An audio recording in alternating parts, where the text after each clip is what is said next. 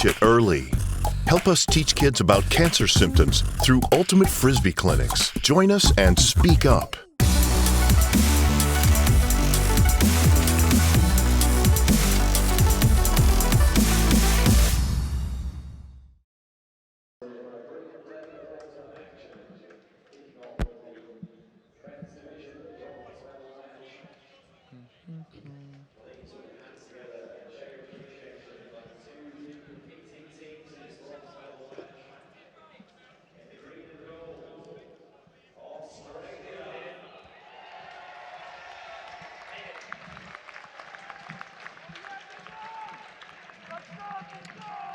Welcome to the bronze medal match here between Canada and Australia in the World Flying Disc Federation World Ultimate Guts Championships, proudly sponsored by VC Lookfly and Eric. I'm here, David Price, and here with me is Felix Shardlow, giving us some colour. This matchup decided yesterday, coming out of semi-finals. Felix, what are your thoughts on today's game? I'm very excited to see this Australia team face off against Canada. We saw the Australia quarter-final I was commentating on as well. Australia have got a very good long game. They put their discs fading away to the break side, it seems, making it very hard for defenders to get a chance. Canada are a very physical, aggressive team, so we might see it get a little bit chippy, but we'll see how it all pans out. Should be an exciting game. Definitely. On the field, we have the game advisors. It looks like Liam Kelly, Dan Godbold, and Ruben Berg. In terms of the weather, it's very sunny. It's a turf field, so it hasn't been affected by the downpour we've had over the past few days. But I can see from the flags in the back corner, the wind is coming from left to right, although that might be shielded by the stadium. And we're off. Australia starting on offense. Number 7, Neild. Gets it back to Barr. Barr keeps it going. A lot of pressure here from Canada, really pushing the Australians into the end zone, but finally they unlock it to Lavis. Lavis swings across to Spielman. Spielman inside to Neild. And the Aussies struggling to get their offense moving in the first point here, but finally a big gainer to 23, who gets it straight into the side to Dow, back to Neild. Sorry, to Barr. Barr takes the inside shot. We're now with Blakely. Down the line, Lavis. And almost every one of this Australian team getting involved. Nice down the line cut from Barr. Right on the end zone line now. And punts it in for the first goal of this bronze medal match. Nick Doucet. So there we saw Canada come out with a man-to-man defense, forcing one way away from us. And Australia were spread around the field. They didn't seem to have incredibly strict structure. They were taking what they were given and using the space as it became available. Clearly, they're very comfortable doing that, and they're doing quite comfortably. So here in the Allianz Park, we will have 4 games today. This game, the bronze medal game, and the finals in the women's open and mixed division.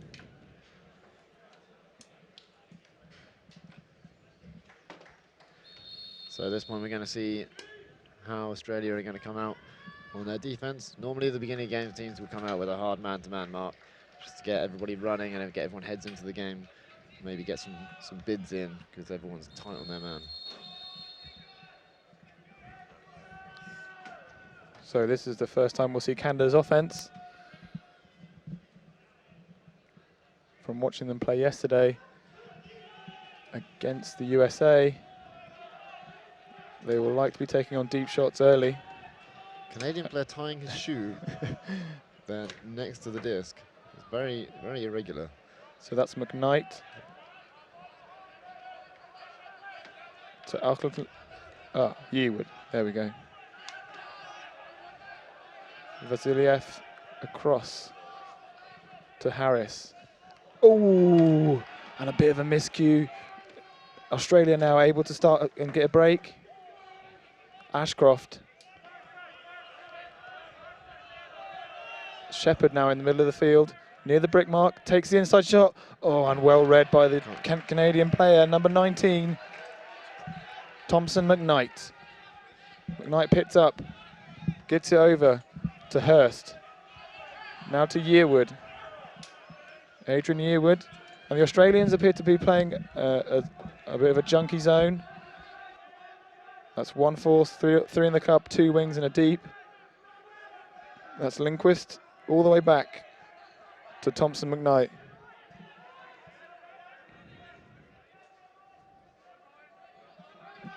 And Felix, what do you think about this zone look? I think this is a great look from Australia. They're forcing Canada to make a lot of passes early on. That very first offense from Canada really was a shambles, with one player tying their shoe and another slipping and falling before the catch.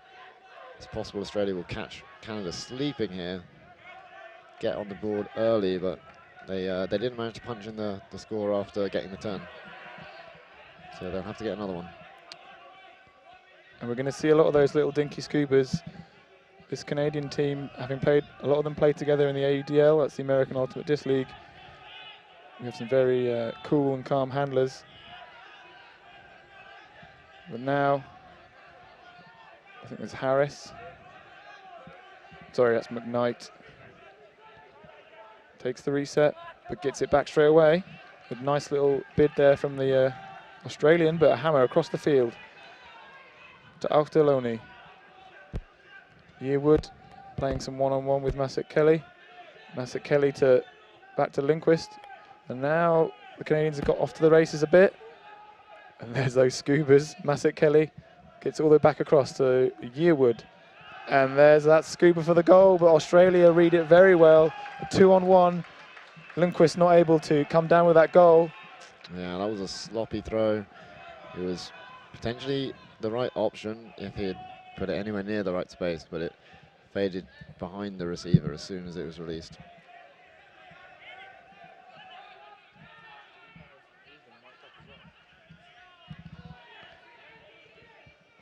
So Australia with a second chance here to get a break in the first point, already getting 2 turns on Canada's offense. And a pick has been called upfield. Ryan Davey on the disc. Upfield is a bit close to each other, but now reverting to their vertical stack. It's a very organic kind of approach from Australia. You can't see where the stack is supposed to be, but it doesn't look like there's horizontal either. It's very organic, just taking what they're given at any point. And the deep shot taken. Oh, but number 17 does well. Masek Kelly now isolated, but finds Harris. Harris with a lovely inside break. Now with Hurst. Yearwood saves the offense. Breaks to Harris. Again, the Australians have now set up their zone after a couple passes. Lindquist. And a bit of a lack of focus there from Masek Kelly. And that's something we haven't seen from him. Very dependable normally. Maybe the turf and the big, and a lovely bid. I think that's Masek Kelly getting it back. Can't quite see his number. Fantastic layout D. Very high, running full speed. Not easy to do. But their offense is a thing that's failing Canada at the moment. Lots of sloppy passes, like near drops, and then drops coming in after a few passes which don't seem to be highly pressured by Australia. So even then, having to stretch for a throw in the backfield. And that bid was actually from Thompson McKnight, doing a great job to get the disc back for his team. Lindquist shovels it. Eventually we get to Yearwood and McKnight. Across here to Harris on this near sideline. Hurst. Nice around throw. And there's a cross pitch hammer. And again, read very well by the Australians. I think the Australians are doing very well in the air and very well at protecting their deep shots. Thoughts? Yeah, they've always got a person there with the bid in. The zone is forcing Canada maybe to throw throws that they're not as used to. There we see quite a strange kind of cross-field hammer, quite an odd angle, perhaps not very used to putting that out in the space in front of the receiver. And here's the deep shot, more underneath it. Oh, a little Matt can catch. And calls a timeout immediately. Yeah, so the tip and the catch there, I mean, that looked like potentially when he got his hand there, he wasn't comfortable closing it at that angle and just chose to guide the disc down. Macking the disc to yourself, if you're not advancing it in a direction, if you're just aiding the catch, is legal in WIFDF rules. And there's probably a great choice there by Gavin Moore. At this point alone has had 7 turnovers. And imagine that Australia now on the brick mark for the goal will want to, 1, conserve energy, and 2, get the goal and get the break. As already mentioned, the game advisors are on the field and we can see them now. It's Liam Kelly with the beard at the back there, Ruben Berg with his back to us, Luke Burgess on the left, and Dan Godbold on the right.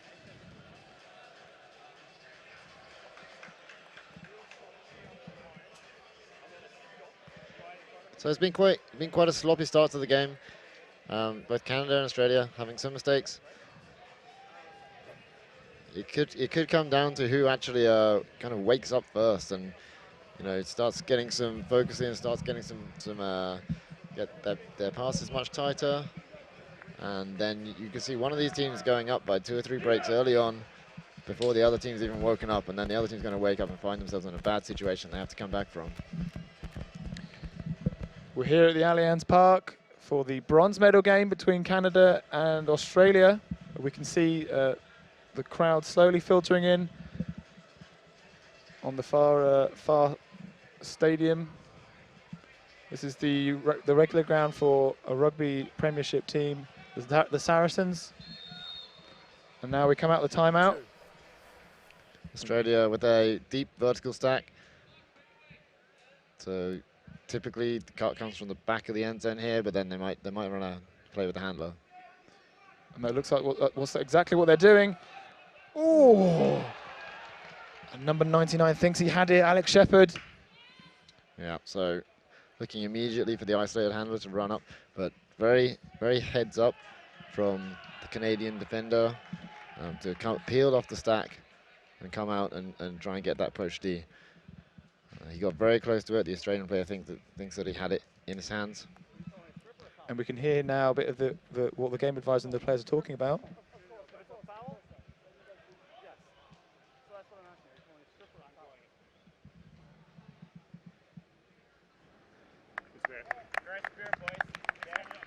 And it appears that the strip has been called and hence a goal been given. Liam Kelly, the game advisor, getting involved there.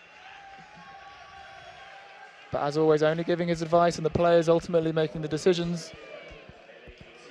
Australia now up 2-0 and a break. It's Canada being punished for their early game lack of focus.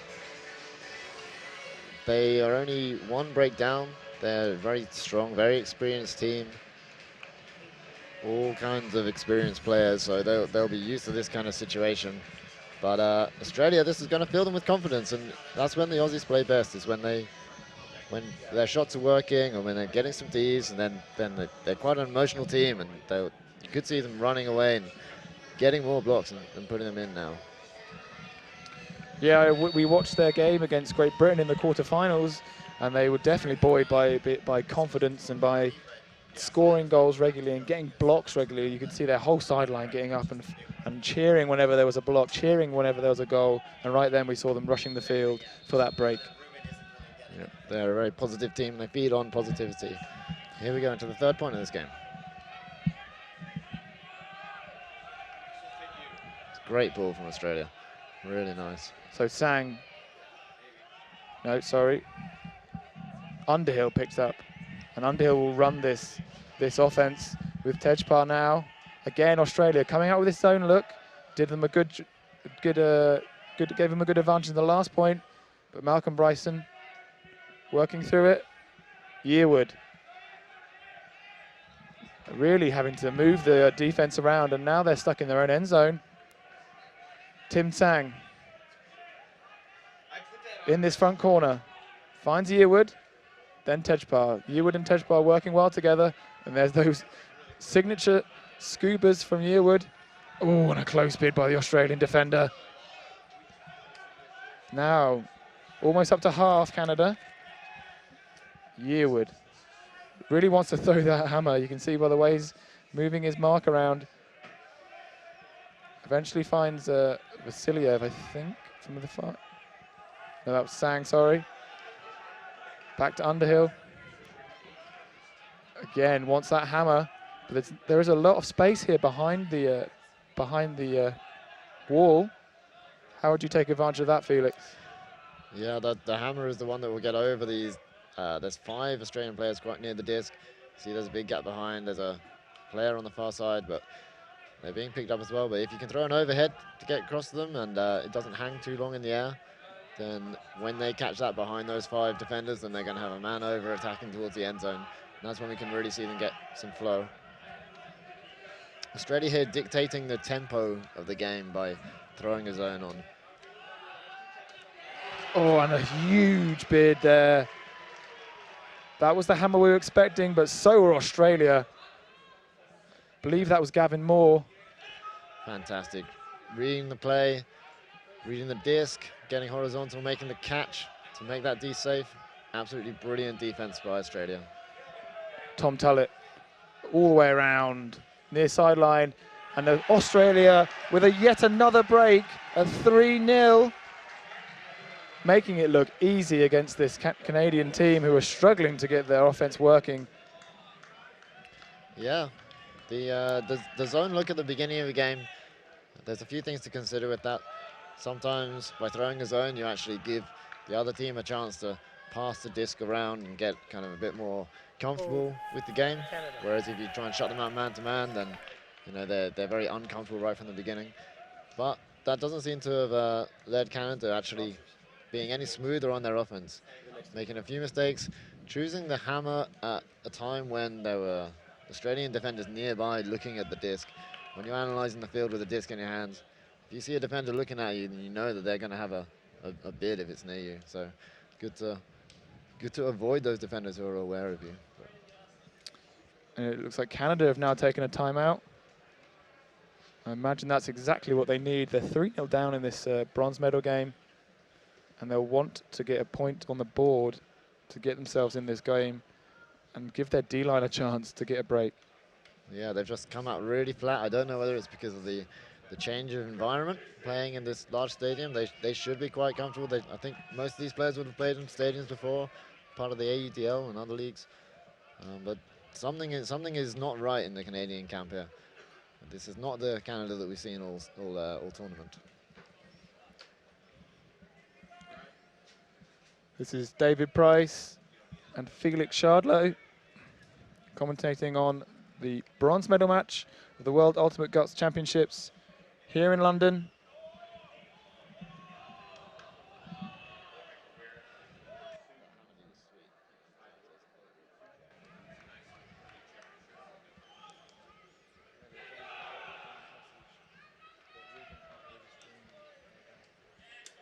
So Australia catching Canada asleep at the beginning of this game, getting 2 breaks already on board, so 3 points in total because they started on offense.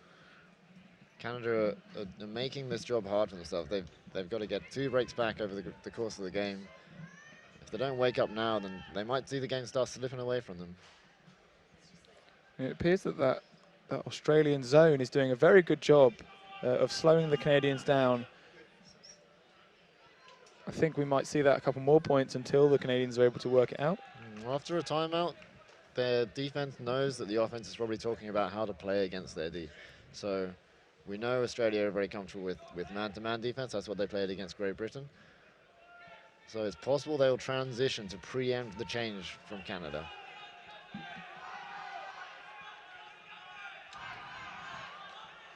Underhill centres Still in the to zone. McKnight. Bit of 1-2 between those two. Now getting it back to McKnight eventually. We now see the likes of Mark Lloyd on the field. Has had a couple points off, but he's been making huge plays during the tournament.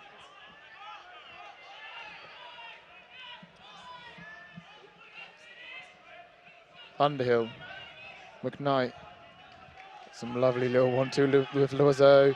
That's another way of breaking through zones. Oh, but maybe going a bit too quickly and a wasted opportunity. Now Australia pumping it deep. Will he get it in? Yes, he will, and it's such a well-placed goal for Michael Neild. Australia, another break at 4-0. That's the type of throw that they were doing time and again against Great Britain in the quarter. The throw that fades away onto the break side and really gives the defender no chance to have a bid. Canada getting some good flow against the zone, but then change of direction and the pass just going a little bit too far. Unable to reel it in, and then Australia without hesitation just picking up and punishing them. Fading away to the break side, impossible for the Canadian defenders to get there. Classic Australian pass for the goal, and they go 4-0 up in the 3v4 match. And that was Evans to Moore. Moore involved in 3 of the 4 goals in some way, 1 assist and 2 goals, having a stormer of a game so far.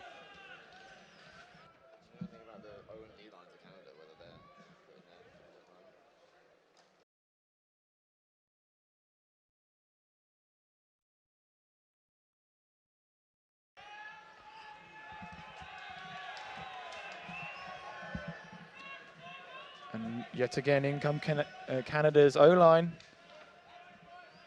They are starting to mix up a few players. We now also see number 8, Morgan Hibbert, a very well-known Canadian player who was also in Sakai. And there's that hammer over the initial 5 Australian defenders. That one being more accurate and further away from the defender. Now you see Canada with the short field.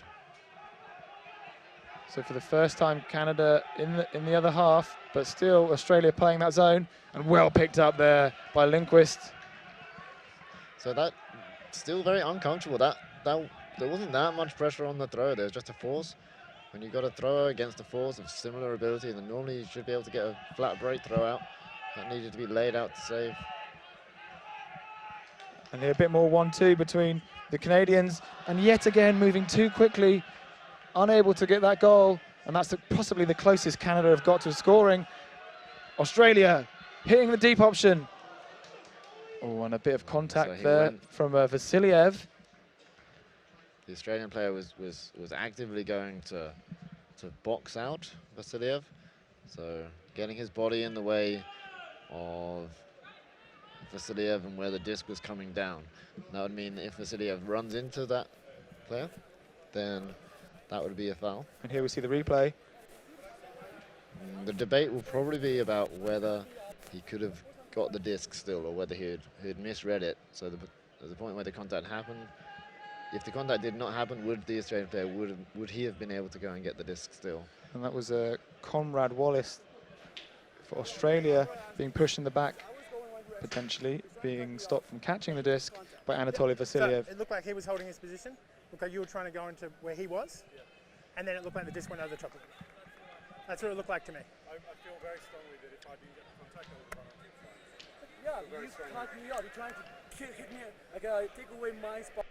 Yeah, I took position, which is fine to do. And then, as a result of the contact... And we can hear the field audio. I think he already had the position there. Ruben Berg, the game advisor who's mic'd up on the field, saying that he had position there already and the disc was not going to be able to be caught by the Australian. So now Vasiliev can pick up. Canada now with a chance to hold.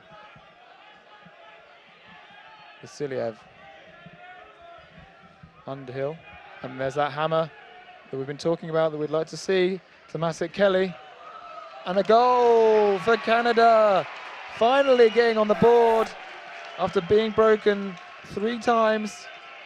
4-1. And finally we get to see some smooth offense from Canada. I think they've pulled out, in that point, they've probably pulled out some of their best players just to make sure they could get that goal. Martin with the score. So 3rd time's the charm there for the hammer.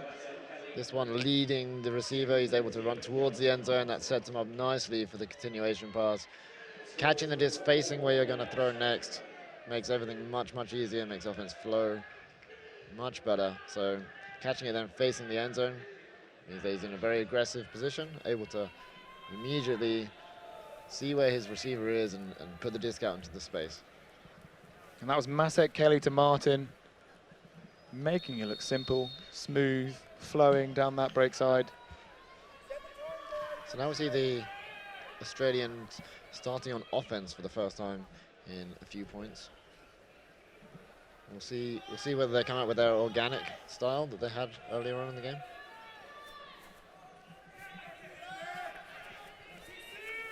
So now with Sutas to Blakely. Blakely gets it back to Barr, now on that far sideline, and Barr takes the deep shot. Lloyd underneath it. Lovely bit of D, but an argument that he pushed Andre Gelatis off the disc. So this would be a discussion about the level of physicality that the players are comfortable with. Australia here getting the position. See, Callum Spielman gets the position. The Canadian defender comes in. There is some contact before going up for the disc.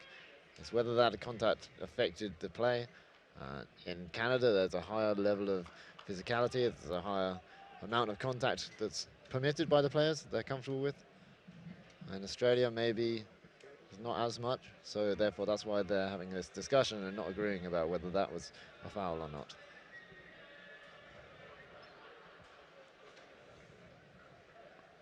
I noticed the Australian offense there, they just had player after player streaking deep down the middle of the field. That could be their strategy. Maybe they have some principles with their organic offense. So that's been not contested, as we just heard there from Ruben. So Australia will start on the front of the end zone. Spielman on the disc, marked by Lloyd. There are a couple players very close by that's going to have to they're going to have to clear through. Eventually they do so. So Spielman can reset to Dow. Dow, little tink into the goal. Peter Blakely making it 5-1. Australia holding. Yeah, the Australian offense really not looking structured, but still looking very safe. And it looks like they know exactly what they're doing. There we had kind of a spread vertical stack. We had a player kind of drifting into the end zone on the far side, on the break side. So not the most disciplined of offenses, but definitely very, very effective in this game. You see, that is Peter Blakely just running past his defender, going straight onto the open side towards the front cone. Simple. Canada have to be able to stop those simple cuts, the simple moves, if they're going to be able to claw their way back into this game.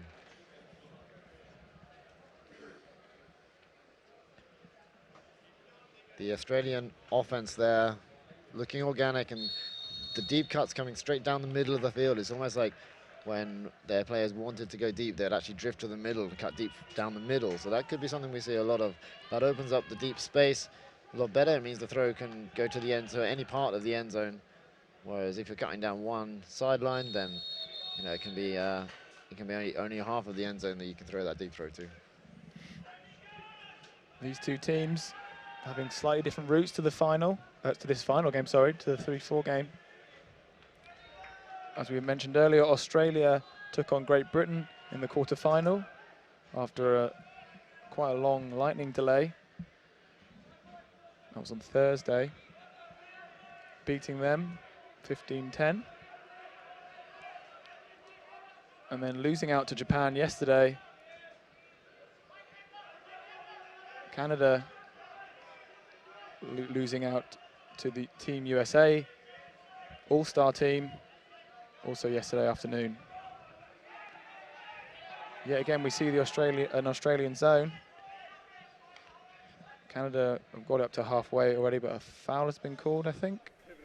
Yeah, it appears that number 16 in Team Canada, Tim Sang, slightly pushing off, but Ruben already getting involved early on in this call.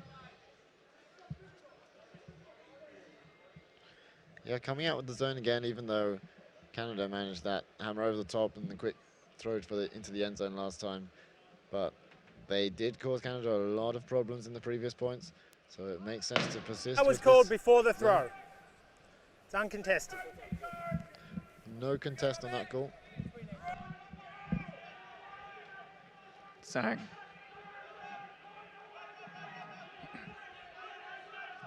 Somehow finds a gap to get it back to Masek Kelly. I think sketchy is an appropriate word to use to describe this Canadian offense at the moment. Yearwood and Lindquist, two names who we've been saying a lot throughout the tournament, especially on this offensive line. Sang. And there's another hammer across the pitch to Yearwood. Still not really moving very far. This zone doing a good job of containing the offense and now pushing them back slightly. I think within the last 15 to 20 passes, they've only just got to halfway, but now breaking through. Loiseau, Yearwood on the doorstep. Dinky Scuba and Masek Kelly with another goal, making it 5-2. Yeah, the small fake there. The small fake from the Canadian handler to bring the defenders committing on the for a short backhand, and then popping the scuba over the top once those defenders are out of the way. Here we see on the replay, just holding the disc out, just flicking his wrist so that the defenders close in, and then he's able to pop it over the top with an overhead. We're here for this bronze medal game. Felix Chardlow and myself, David Price, for the World Flying Disc Federation World Ultimate Guts Championships, sponsored by VC Lookfly and Eric, running clinics to highlight cancer for school children. Yeah, Eric, the cancer awareness, early recognition is critical. And yet again, for only the second time this game, we see the Australian O-line. The pool landing just 1 meter out the bag there. Almost fantastic, but that means that Australia get to bring the disc up to the brick mark, which puts them at a great advantage. You see them coming in a vertical stack here, David. This is different. Yeah, earlier on, as we were mentioning, we saw a bit more of an organic play. But it also looks like Canada have also brought out a zony look of their own with some sort of arrowhead, a 1-2, a 1-2-2-1. Now the pressure's on. Small pass to the sideline. This might be where Canada are looking to trap the Australian players, making it hard for them to get the disc off the line. Still on the line here. Lamb. Sorry, not Lamb. It's Neiled with the score. From Blakely. And Australia just working the disc up the sideline. I mean, that's the simplest way, just a direct line up the sideline to the end zone. It's the simplest, but it can be the riskiest because, you know, the defenders are expecting it and they're clamping down on it. There's not much space because you're trapped between the out-of-bounds area and the pitch. But the Canadian defenders are just not awake to stop that the obvious look. And Australia just taking the obvious thing, taking what they're given and getting another easy score on the board. So Canada trying to show Australia their own zone, not quite as effective as the Australian version.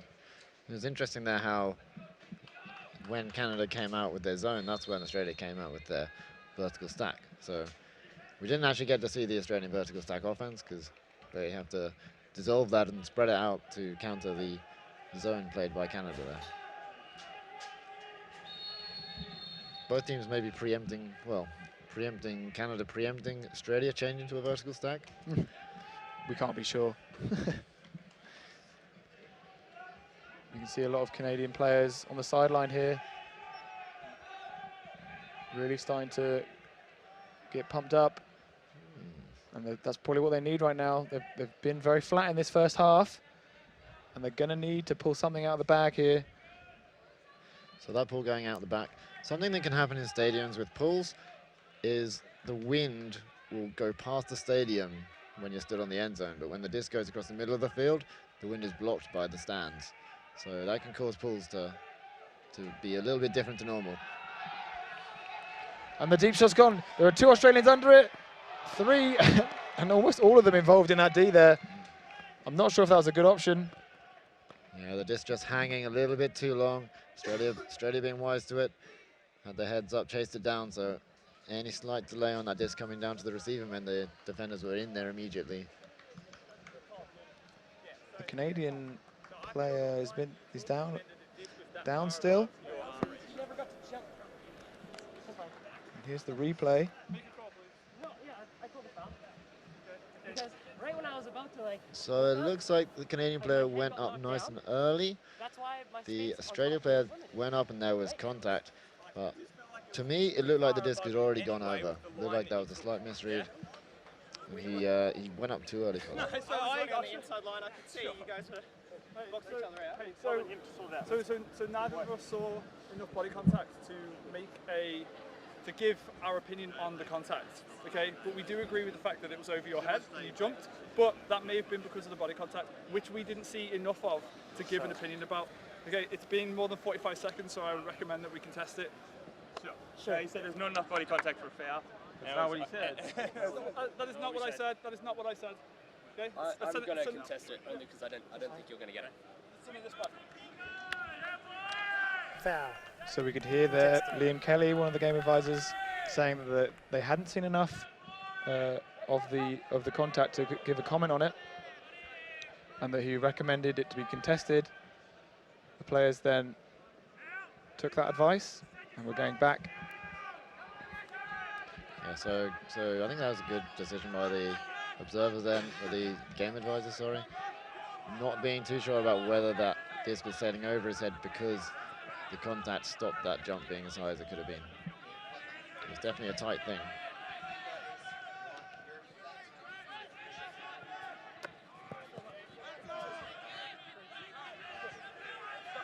Because now Canada were playing against the man-to-man defense from Australia. Only in the short field, teams will stop playing their zone and they put it into the end zone. Oh, that's a nice catch there from Trevor Henry for Canada. Laying out into the back of the end zone, just towing it in, and then falling over to make that catch safe, keeping his feet on the ground so that counts as a score. Canada with the 3rd point on the board, now 6-3 to Australia. Yeah, very good feet there. It was actually Trevor Tsang who got the goal from Harris. And here we see on the replay there, just keeping his toes in the back of the end zone. Such a tight angle to both throw and catch in. He had to bid off the field there at the end. Luckily, he didn't go much further as he'd be on the sports athletics track. Yeah, Tim Sang with that catch.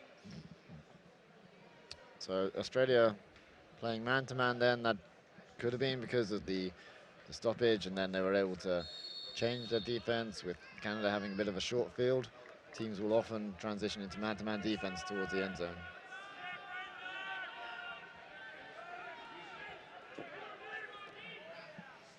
Australia back out on offense and looking to put this half to bed.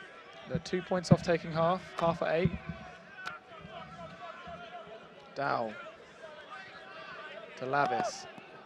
A lovely little knife over this zone look.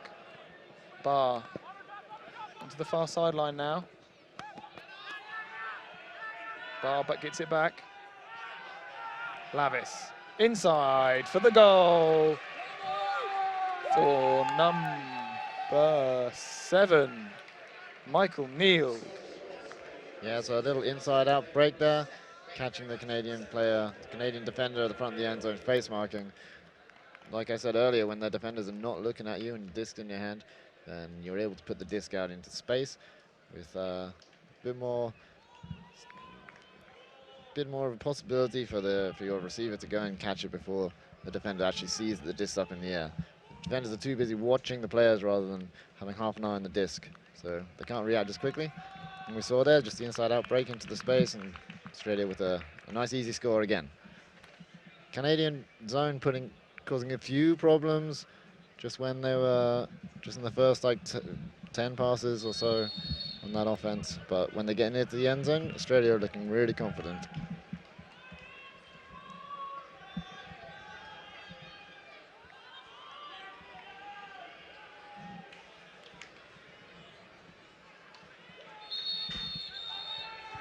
And Australia with a huge knifey pull. It's going to roll, but well fielded. Now Underhill gets it up to near the brick. Underhill and Canada trying to get their way through this zone, and this time they get through with a couple passes. This is much more positive looking from Team Canada. Yeah, I think Canadians have woken up now. Underhill, slightly double team, but takes his time. Oh, and a bit of a bid there, but that opens a hole for Canada to attack. Now on the end zone line. Oh, what a bit of a bump there for Underhill going through. The game carries on. Still on this front of this end zone corner. Oh, and a cheeky little flip into the front of the end zone. It's almost like indoors. Underhill with the goal. And the assist from number 91, Cameron Harris. So a bit more spring in the step of the Canadian offense there. Using the give-go moves to change the angles of attack, open up the holes in the Australian zone. You saw near the end zone there, the thrower turning around, looking at his other options, putting some fakes in, but then when he turned back, the Canadian cutter had great timing to get inside that cup for the 1-foot pass for the goal.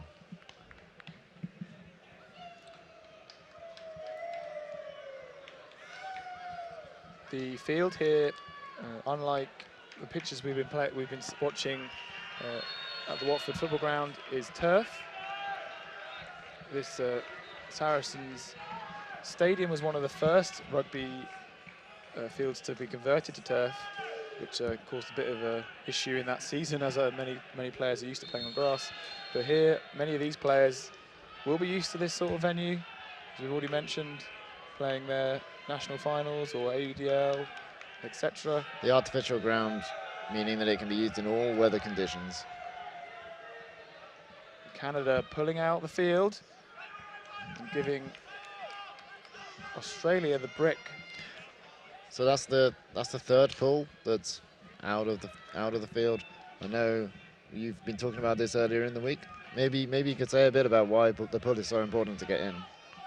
For me, it's very important because it means you can get your defense down the pitch and set on the offense, as well as making sure the offense doesn't start, as you can see here, a third of the way up the field, giving them a bit more of an advantage. So it's Australia with a 2-5 horizontal. It's not something I've seen before. Oh, what a play! That was a fantastic D there. And that's Remy Ojo. I've not seen him play very much this tournament, but when he has been outstanding, but immediately giving it back to the Australians. Sebastian Barr picking up the disc. And here we go, Remy Ojo having to come off with an injury. The intensity of this game has really stepped up now. There's more people arrived in the crowd, and maybe that's having an effect on the players. There's shouts going up whenever there's big plays happening. A lot more energy being injected into this game. It's really starting to take off. So also Australia having a substitution. Off goes Dow. On comes Peter Blakely.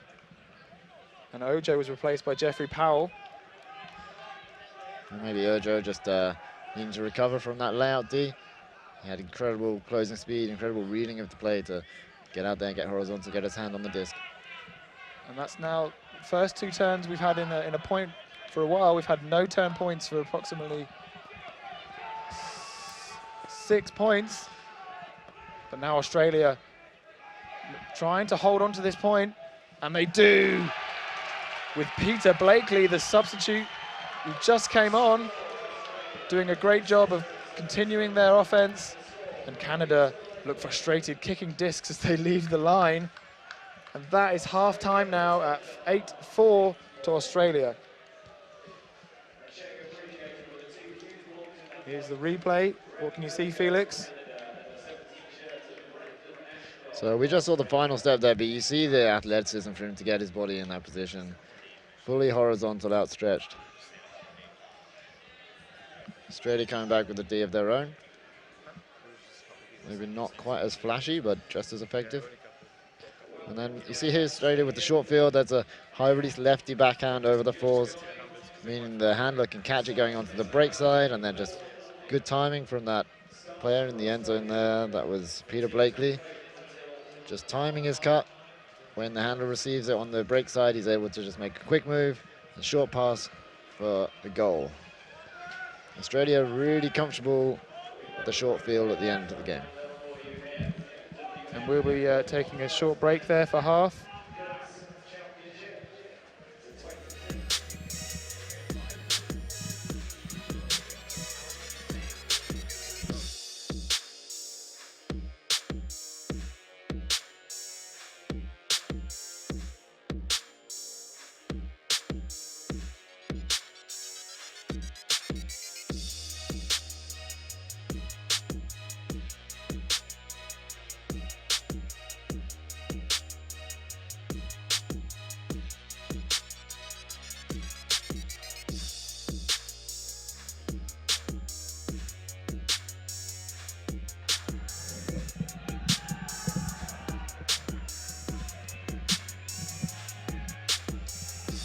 Welcome back to the second half of this bronze medal match between Canada and Australia. The first half dominated by Australian defense, taking on the options, getting those breaks, and they're up now 8-4. Canada now start on offense. Lindquist. All the way across from McKnight. Takes on a deep shot that well read by 99, Alex Shepherd, and now Australia immediately looking to break in this second half. Yeah, the option was good, but the execution was poor. So if the disc was a couple of feet higher, then I think that would have been an easy goal. And a pick very quickly resolved. Disc with Davey. All the way back, but Davey, oh yes, a lovely around throw, but a pick has been called in the stack. Jackson making sure. Jackson being quite a veteran of this Australian team. Seen him at World Championships before, coming up big in the big games. An 85 on the disc, Tom Tullett across. Now with Jackson, down the line. And a lot of pressure there from Masik Kelly. Masik Kelly with a great read of the disc there. He put in a good bid, you know, it wasn't too dangerous. He must have been just a centimetre away from getting that disc before Gavin Moore. Moore takes the reset. Tullett. High and around. Oh, and it was almost read on the second bid there by Jackson. But Underhill now with the disc back in his hands. All the way across and back. Masik Kelly in the middle. Sang. Back to Masik Kelly. Canada taking their time here. Progress up to the brick and a well-placed disc, but the Australians giving up on defense there near the end zone. And for once, Canada making it look a lot simpler than they did in the first half. Nice goal there for Masik Kelly. I think that was a miscommunication there from the Australian defenders. They tried a move which we call, here in the UK, we call it the buzz switch, where if a handler cuts downfield behind the force, then the force actually drops off and takes the mark of the runner, and the other defender goes in for the force. But in that case, neither defender took the runner, leading to an easy Canada goal. And there on the replay, we see the contested strip. Incredibly close bid, really athletic, really great read of the game to get that bid in when it was. And there we see the late knifey backhand from Tsang, getting Masik Kelly in the goal after the miscommunication from the Australian team. The score here, 8-5 to Australia. For those of you watching at home, hope you're enjoying the live stream. We have a couple more games today, 3 more finals in the mixed women's and men's divisions. But here, the bronze medal game between Australia and Canada ongoing, and a very early deep shot from all the way in the end zone, and Lloyd comes down with it. And it looks like there's a call on the play. I don't know what you think. Have you have a view on that one, Felix? I think that was not a great read by Neil. I think Mark Lloyd for Canada there had the better read. He got up early, and I think he made clean contact with the disc. There could have been some contact afterwards, but I don't think that affected the outcome of the play. Because I think I was already making the play as you went into my arm, but I do agree that I made contact. We can hear the on-field audio.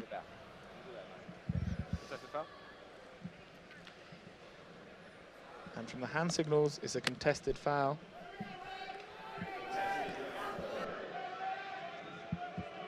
Australia being very happy to take the deep shot there as soon as Neil went deep. They clearly trust him a lot.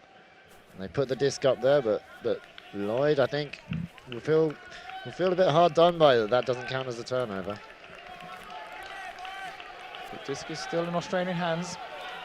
Back with Mark Evans.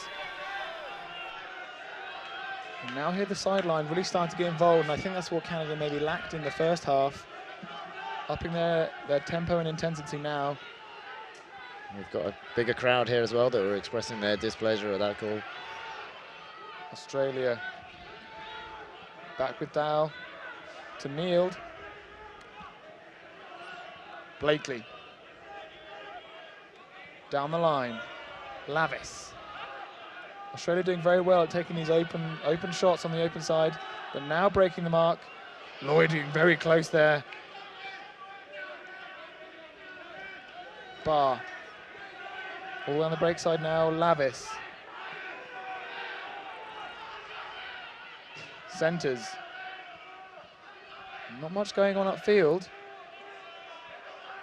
The Australians with their reset already in the lane, eventually get back to Blakely. Blakely wants the reset. Now we're on this near sideline. A lovely break. Australia here keeping the disc on the break side of the field.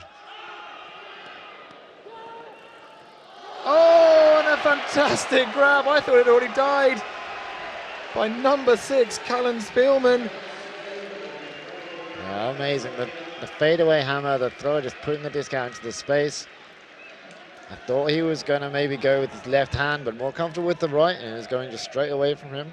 So able to get the right hand fully outstretched, get his thumb over the top of the disc and into the rim for the catch. And here we see the goal. I'd already given up, but what he had it, and Spielman making sure for Team Australia to make the score 9-5. I've got a feeling that actually Malcolm Bryson was the intended receiver there. It would have been much more comfortable for him running onto the disc and it curling towards him rather than curling away for the trailing edge grab. What a play though, amazing catch.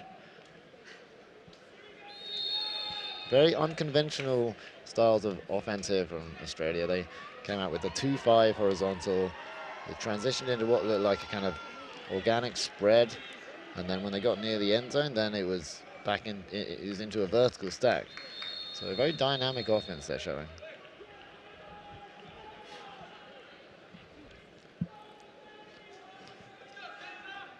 Canada looking to hold and stay within reach of this dominant Australian team so far. And here's that zone we saw earlier in the game.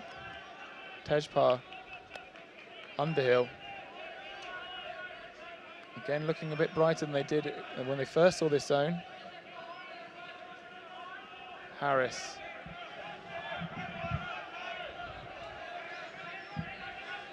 Sang isolated. Almost got to a bit high stall count, but Yearwood bails him out. Sorry, Underhill bails him out. Underhill.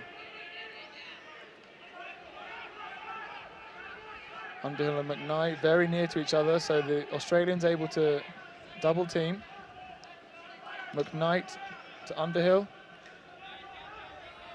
And this zone being very effective against this Canadian still. They had a point in the first half, at the end of the first half, where they were able to break through.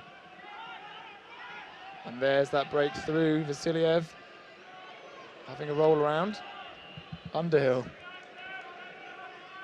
Underhill is always on this on the disc, and he always wants it back. I think really they should start attacking through more, though. Australia are doing really well to contain them. Canada maybe shying away from the overhead shots.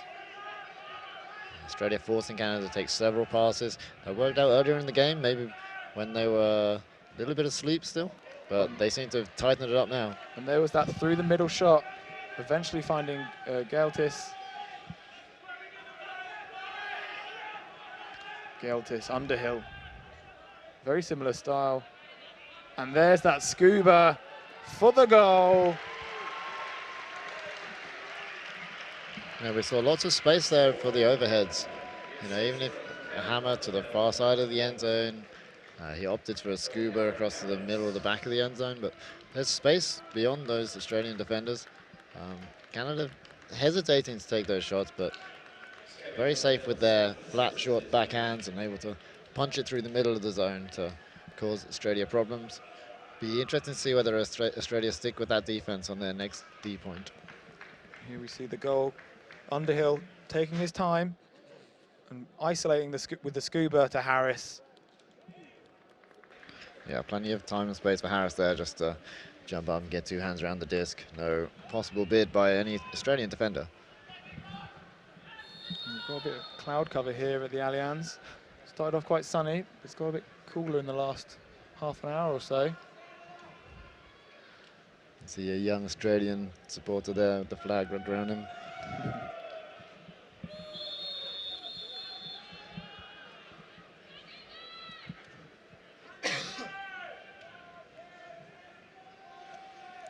This is David Price and Felix Shardlow giving you coverage of the WUGC World Ultimate Guts Championships here in London, and finals day being held in the Allianz Park Stadium. Some of the players and spectators are filling the stands slowly here. So an estimated 6,000 in attendance. Wow. So here we see the 2-5 set from Australia. We'll see whether they transition into kind of spread after this. With only one pass to Lavis now, after the pull going out. Kneeled. It looks like they're still in this 2-5 set for now. Barr. And it's nice disc movement from the Australians. Good inside shot to 46, Doucet. Evans, back. And some nice use of their continuation from that from Australia. Oh, and a lovely inside break for that goal. Lavis to Kneeled. Australia doing a fantastic job at the hold. 10-6. Yeah, this Australian offense is so unpredictable. You know, I feel some sympathy for these Canadian defenders coming off here, just kind of shaking their heads, hands on hips, looking around. It's impossible for them to tell where the next cut's going to come from, where it's going to go, where the space is going to be. This organic style being very, very difficult to predict.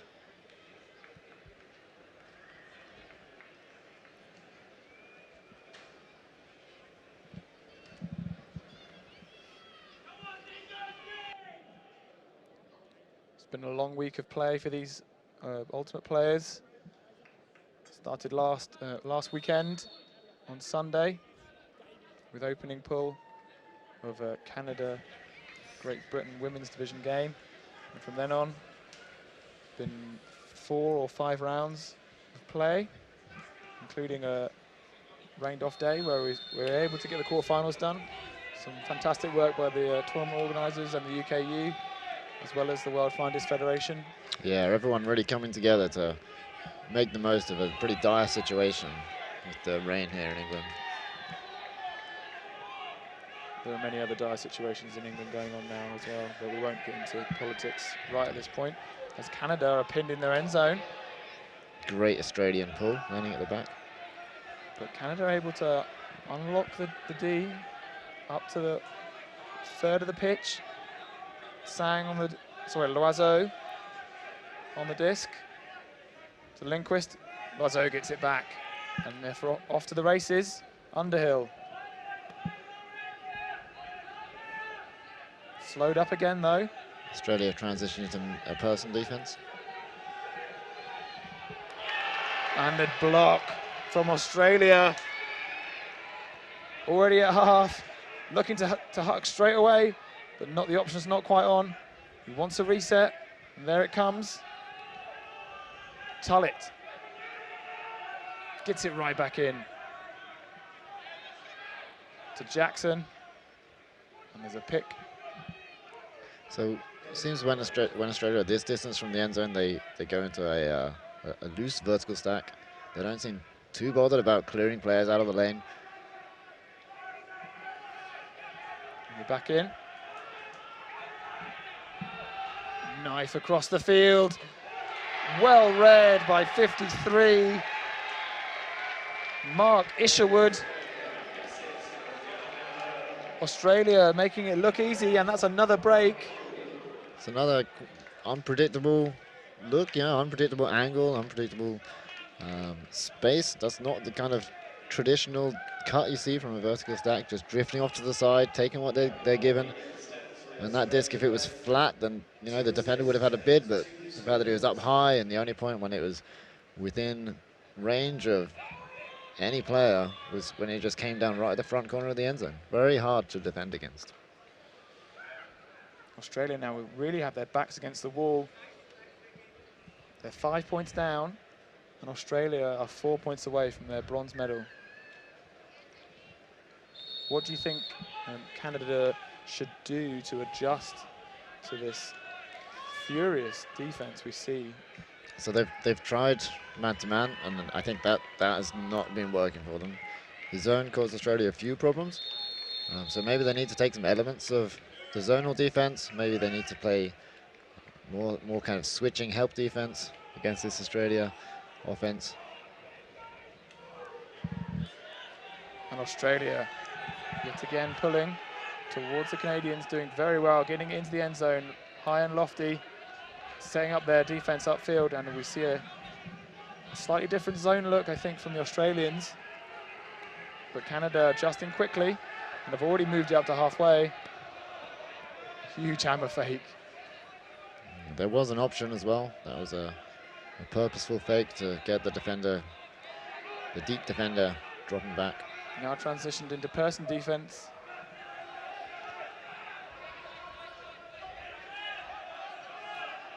With number 6 there. Geltis back to Lindquist. Lindquist high release flick to Underhill. Underhill back to Lindquist. One hell of a throwing toolbox, Lindquist. We've already seen a couple of scubas from him, and just then a high release flick, but has to reset to Underhill. Australia very tight upfield. Another fake for that scuba, but Lindquist peeling off the front of the end zone. Dish into the goal for Underhill. Canada holding this time round, making the score 11-7. Lindquist there faking realistic shots into the end zone. When he's got kind of half options that he's not too confident throwing it, but the defenders will be worried about him throwing, then throwing those fakes in means the defenders have to commit to that, turns their head, and that gives his players then that fraction of a second they need to get a step on their defender, get into the space, and make the goal happen.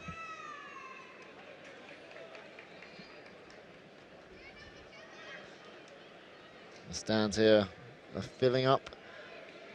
Do you know the capacity of this stadium, David? That is a good question. I don't know the answer to. I think we're not going to fill this side at least. We're looking at filling the other side, and there are loads of seats around the whole of the field space, just on the track here. I believe there was a school sports day here yesterday, and we were only able to be in the venue from late yesterday evening and this morning, so everyone doing a good job of getting everything across from the main fields to here. This is David Price and Felix Shardlow commentating on the bronze medal match in the men's division as Australia take on a deep shot. But I think there's been a call. There's very minimal celebration on the field. I think one person in the stadium thought that was a score, cheering and clapping. But pick signaled by the Canadian defenders as soon as that disc was thrown.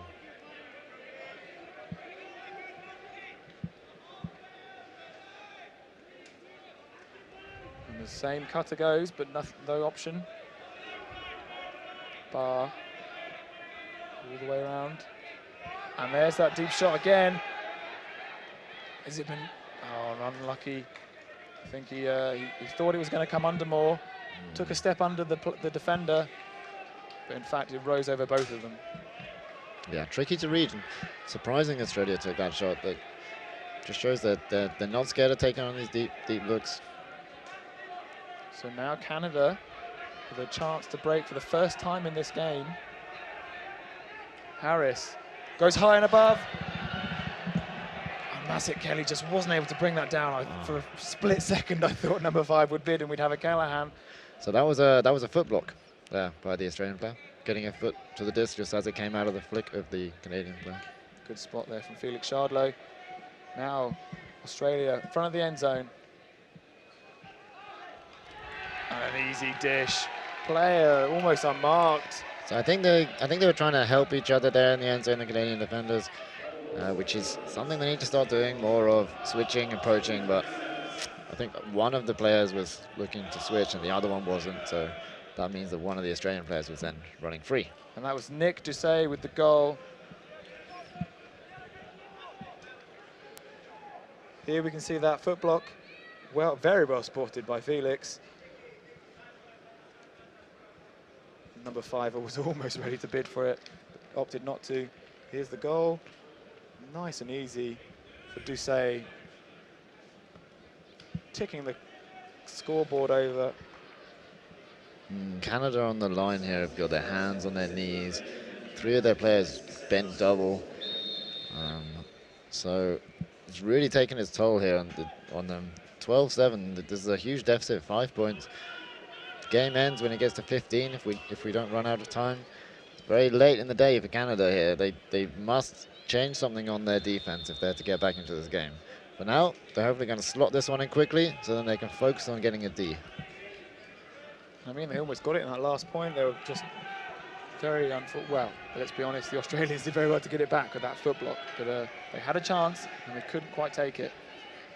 Side stack and isolation is what the Canadians wanted, but the zone stopped them from doing so, and a lovely line shot to Lloyd. Gaeltis to Lindquist. Nice around shot there. Back to Gaeltis. We haven't seen much of Morgan Hibbert in this game. On very well placed and very well taken.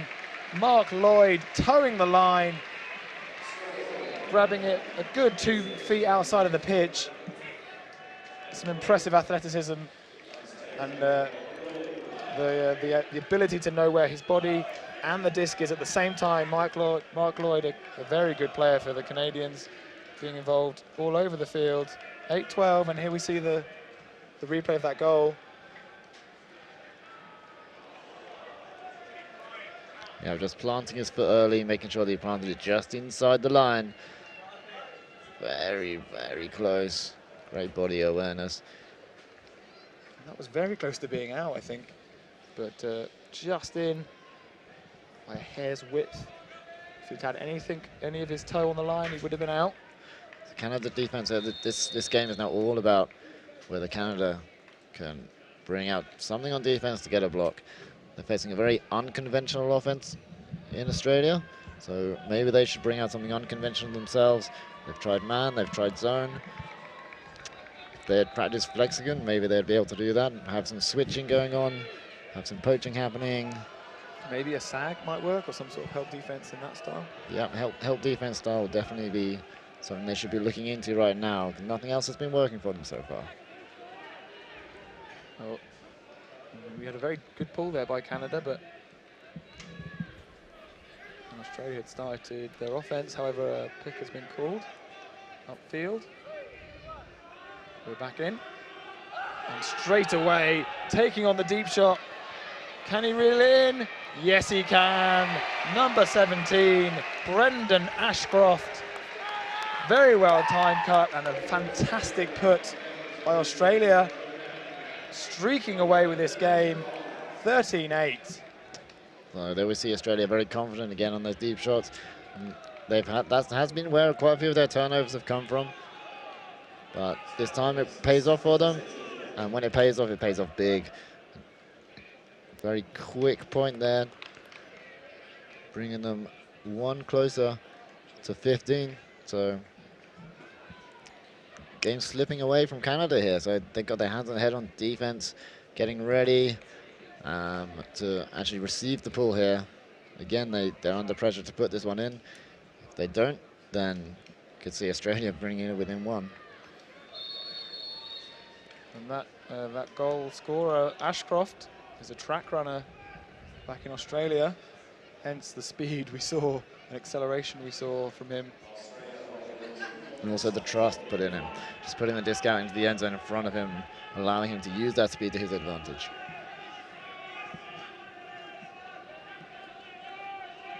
So Canada really looking to make sure they can score this quickly. Canada coming out with a vertical stack, which is a but immediately quashed by the Australian zone. odd decision, seeing as Australia have been playing zone all game. Yep, Underhill doing his best to pull his team through. Doing a good job there, finding number 7, Loiseau. Sang back to Underhill. Finds Lindquist in the middle.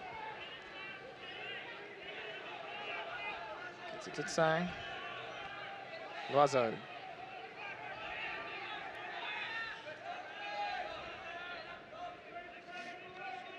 This zone doing great work for the Australians in the first half, and even now in the second half, still able to hold it on. Normally, teams would adjust and you'd have to change your tactic, but it seems to be doing a very good job for the Australians here.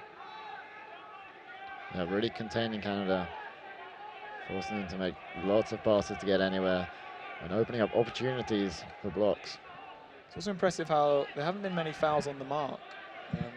We've had a few picks upfield in the game and a few fouls on the receivers, but often forces can get a bit lazy and start tapping hands and touching the disc. It's very good to see from both teams. And there we go, Lindquist again with that scuba of his. Finds Massett Kelly, cross-pitch hammer to McKnight. McKnight wants, pointing at the other corner. I think he wants to throw the similar hammer we saw from the Australians. I think overheads are key against this zone. It doesn't appear to be that windy right now, but still this zone being very effective at containing. Canada, so far at this point, have been able to string together many more passes than we've seen in earlier points. Of course, it takes two to tango, so the overheads, they need the receivers to be looking for those passes. That's why you see the handlers pointing, trying to direct their players. And downfield, you'll see when the players are ready for overheads, they'll be signaling with their arms, getting the thrower and the receiver on the same page. And a lovely knife to number 6, Geltis. He was just poaching, they were being poached off. He was sitting in that corner waiting for that shot to come. Yep, there is space on the field against this Australian zone. Apologies, that's Gelitz. I'm saying it a bit wrong. Canada opting for the bladey knife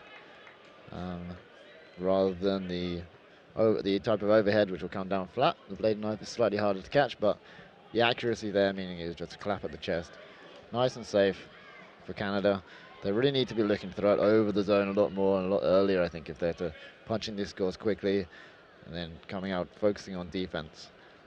So what do you think the Canadians are going to have to come out to stop? I mean, predominantly to stop the deep shot that we're seeing from the Australian offensive line. What I think they should do is look to have a defense which uses switching and sandwiching to punish any kind of inefficiency from the Australian offense. What I think they will do is go back to what they know, which is hard man-to-man, and just try and use their athleticism and physicality to get the turnovers out of Australia. And here we see Morgan Hibbert and Remy Ojo, who got the block early on in the game, back on the field. There's a situation where a switch there would have caused a lot of trouble for the Australian players, but Canada sticking to their men.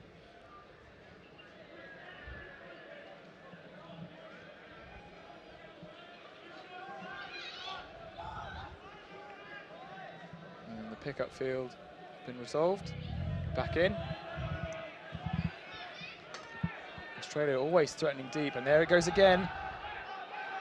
Over Mark Lloyd's head. Number 9 reels that one in. Matt Dowell. Oh, and threads the needle to 17. Brendan Ashcroft streaking through. Don't know how he found that gap, but well found, well placed to Ashcroft, meaning the Australians are now within 1 point of a bronze medal. And we see there the classic Australian look of the puck fading away to the break side. So even though that was pretty poor execution of a throw, it was just in a very, very awkward place for the Canadian defender to get it fading over onto the break side. You see he has to look with the disc coming over 180 degrees behind him with the receiver 180 degrees in front of him. Very, very difficult to defend against, even though the execution wasn't spot on. Australia now will look to hold and get their D-line out to try and take a few more points off this Australian team who have, if I'm being honest, have dominated the Canadians. Yep, after going up early, they really haven't looked back.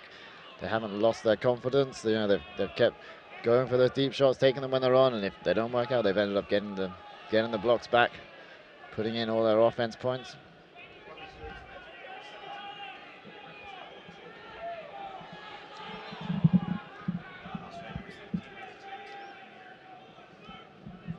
Australia coming down with that zone again. It's working for them. With 1 point left on the board, they're going to be pretty confident they can carry on using it to see this game out. And there we have the overhead shot. Nice one there, right across to the far side.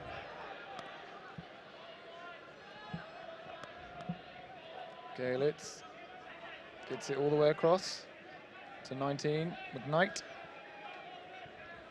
Massett Kelly. Nice, another overhead to the far side here. Australia not having to do very much. There we go, as Felix predicts. Yeah, Tom Tullett making that hard the first time. Underhill. Pinned in the far sideline, but McKnight gives him an option. We're now back on this sideline with Sang. Underhill. Yeah, the Australians are able to just stand still. Upfield for Canada should really be coming and popping in. But Underhill fakes a bunch of hammers, eventually taking the inside shot to Gelitz.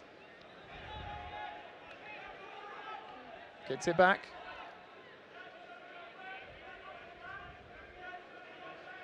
Doesn't like the little pop on right next to him, so takes it back to McKnight.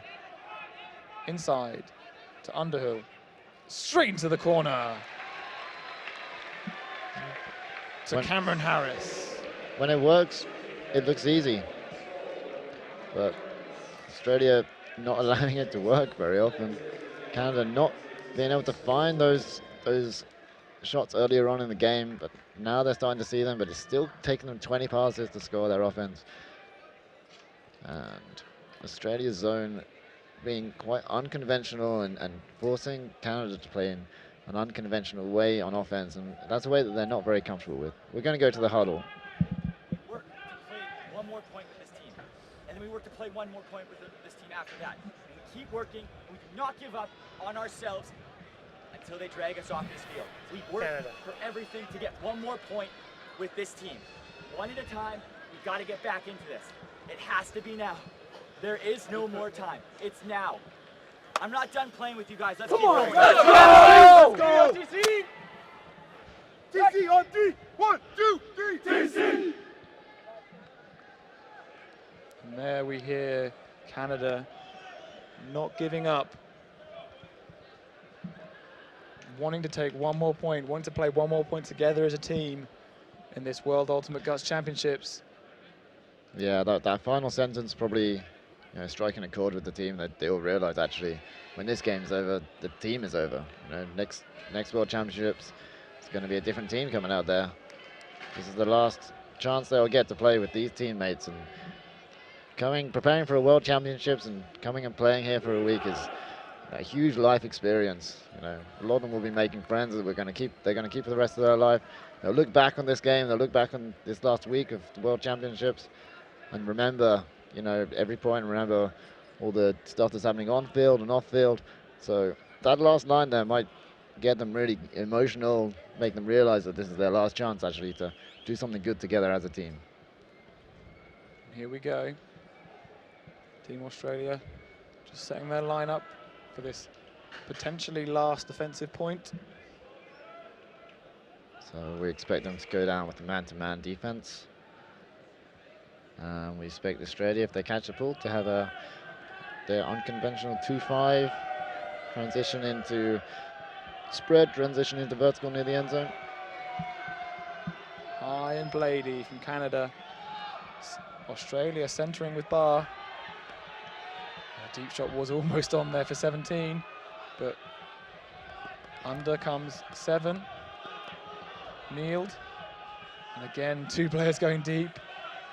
Australia wanting this point over sooner rather than later. Kneeled. To Lavis. Knocking on the door for this bronze medal. Oh, and a big bid. And an easy spin for the goal. And that's the game to Australia, who take away the bronze medal from Canada. 15-10. Congratulations to Australia. Fully deserving the bronze medal here. Really outplaying Canada with their unconventional strategies. Canada not able to get their heads around it, not able to adapt. They're going to be really happy with their bronze medals. Very interesting game. This is why games at the World Championships can be particularly interesting, because you see these teams having learnt totally different styles in their home countries, and then coming up against each other. See how their styles match up against one another and which ones counter the other ones. The Australian zone there causing Canada to take lots of unconventional shots, overheads and stuff they didn't seem too comfortable with. Got some jitters early on in the game. The Australian offense really being the story though.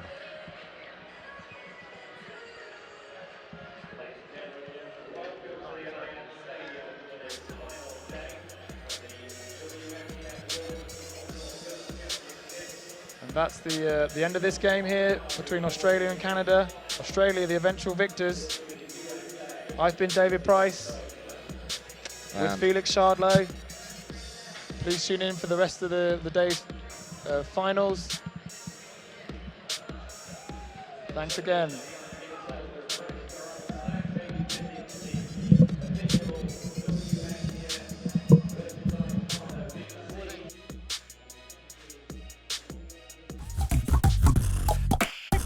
Catch it early. Help us teach kids about cancer symptoms through Ultimate Frisbee clinics. Join us and speak up.